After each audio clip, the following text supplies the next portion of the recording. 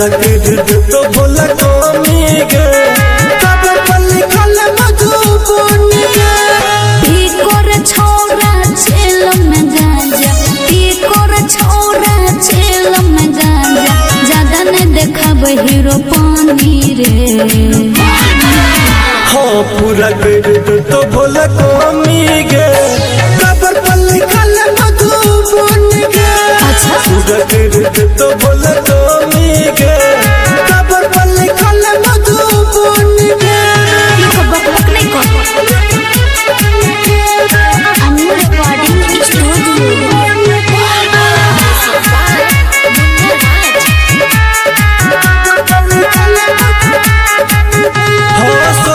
सोमवारी कॉल गे गोरी पहिने सुनर बोर गे भोला बाबा के जल चढ़ैया मिले तो निमन घर गे सोमवारी कॉल गे गोरी पहिने सुनर बोर गे भोला बाबा के जल चढ़ैया मिले तो निमन घर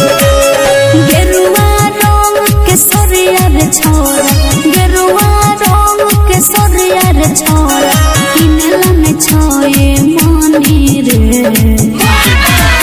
हाँ पूरा क्रेडिट तो भोला कमी गे कबर पर लिखल मधुबनी गे अच्छा पूरा क्रेडिट तो भोला कमी गे कबर पर लिखल मधुबनी गे हमर मर्जी अपन हम कुछ लिखा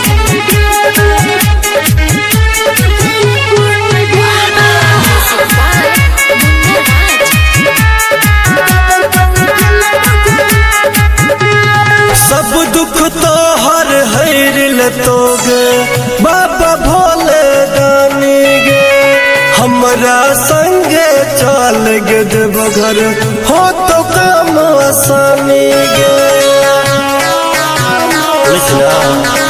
हाँ सब दुख तो हर हैरिल तो गे बाबा भोले दानी गे हमरा संगे चल गे देवघर हो तो काम आसानी गे राइटर पप्पू मनोज रवि राइटर पप्पू श्याम मनोज लग छे बड़ी फानी रे हाँ पूरा क्रेडिट तो भोला को